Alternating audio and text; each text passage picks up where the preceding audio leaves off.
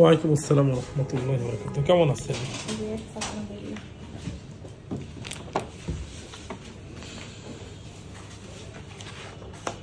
মা কেমন আছো?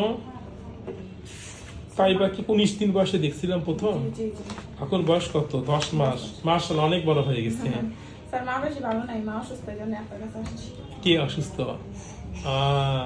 অসুস্থ হয়ে গেছে। দেখো কত সুন্দর হাসি দিছে। কি মা আসবা আমাকে বলে আসবা?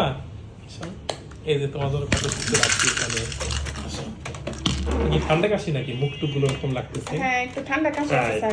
এখানে বসো, হ্যাঁ এখানে বসে থাকবে। হ্যাঁ এদিকে তোমার হাত দিলাম। আচ্ছা ও তো মাশাআল্লাহ অনেক ভালো, মনে হয় পরিবারের সবার সাথে মেলা এসে, তাই না? আচ্ছা আর একটা বিষয় হচ্ছে যে দেখেন এখনকার বাচ্চারা বাইরে বের হলে বা অপরিচিত কাউকে দেখলে কান্না করে due to some social circumference. এটার কারণ দেখেন যে করোনার কারণে বা কোন আরবানাইজেশন বেশি হওয়ার কারণে বাচ্চারা ঘরের ভিতরেই থাকে। স্ট্রেঞ্জার্স ফিয়ার মানে অপরিচিত দেখলে যে কান্না করে, ভয় পায়, এটা কিন্তু এখন খুব বেশি বেড়ে গেছে।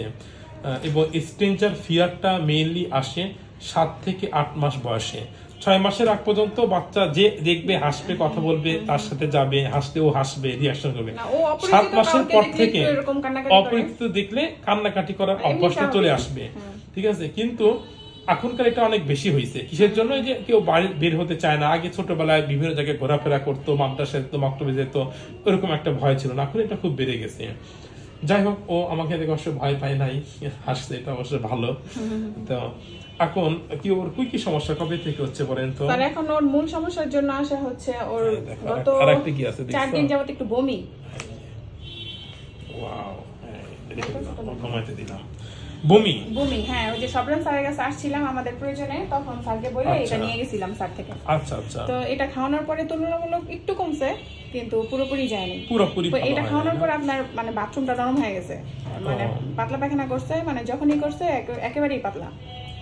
বাথরুমটা ছিল 2 দিন এরকম, পরে একটু নর্মাল হয়েছে। কিন্তু বমিটা যখনই করে অনেক বেশি করে, মানে ঘন ঘন করে না, কিন্তু যখনই করে বেশি বেশি করে এরকম। আর এই যে একেবারে শুকায় গেছে, কিছু খাওয়া দাওয়া একেবারেই বন্ধ। আর ঠান্ডাও মনে হয় স্যার একটু আছে। আর পেটটা একটু দেখেন। কয়বার পায়খানা করছে? পানি নরম একেবারে, মানে মোটামুটি আগের তুলনায় একটু ভালো হয়েছে বাথরুমটা। আচ্ছা বমি কয়বার করতেছে? বমি স্যার ঘন ঘন করে না, কিছু খাইলেই যে বমি করে এরকম না, মানে যখন করে মাঝে মাঝে করছে। হ্যাঁ কিন্তু অনেক গুলা করে এরকম। এই যে দেখছো আরো কি আছে এখানে, এটা দেখছো, আমি একটু পড়বো। হ্যাঁ আচ্ছা এদিকে চলে আসেন, একটু সাপোর্ট দেন। দেখছো কত বড় এটা। দেখি আমি এই বাবুটার দেখবো, দেখছি তো বুক দেখবো, বুঝছো? বাবুটা এই দেখো নিঃশ্বাস নিচ্ছে। তাহলে বাবুটা দেখলে তোমারটাও দেখি, তোমারটা ঠিক আছে কিনা বাবুর মতো।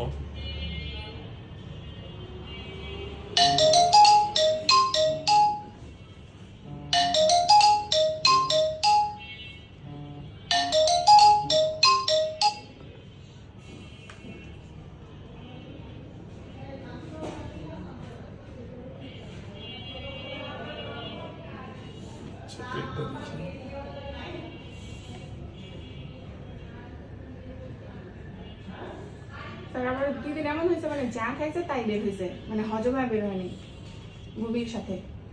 সকালবেলা কিছু খাইলে বিকালে বমি করছে, ওই সকালের খাবারটাই বের হয়েছে। এই তোমার হাতটা দেখি, আমার হাতটা কমে গেছে, রক্ত শূন্যতা আছে। হ্যাঁ রক্ত শূন্যতা আমার হাতের সাথে মিলাচ্ছি। দেখি তোমার জিব্বা আছে নাকি কেউ কেটে দিচ্ছে জিব্বা? আমার জিব্বা কত সুন্দর, দেখি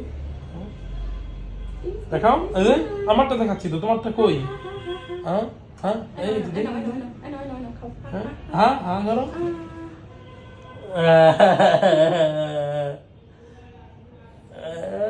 কত সুন্দর জিব্বা, ওয়াও। জিব্বা সাদা ছাতা নাই তো? না না ওইরকম কিছু নাই। আচ্ছা তাহলে আমরা ওজনটা দেখবো। বুক আলহামদুলিল্লাহ ক্লিয়ার এসে, লাংস দেখলাম, তারপরে একটা ঠান্ডার ওষুধ দিতে পারি। আর পেট যদি ঠান্ডা থাকে তাহলে দেন। না হলে জল ভাবটা কিছু নাই স্যার, মূলত সমস্যা আমার বমি আর বমির জন্য, তাই না?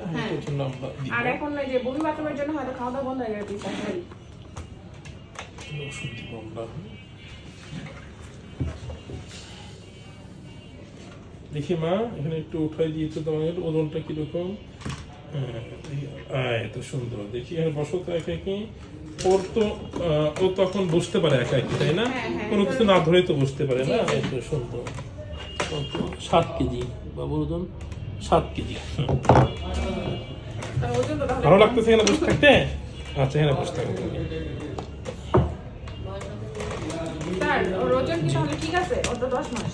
10 মাস। একটা আমরা এভারেজ একটা কথা বলি, সেটা হচ্ছে 1 বছরের একটা বাচ্চার ওজন মিনিমাম থাকবে 10 কেজি।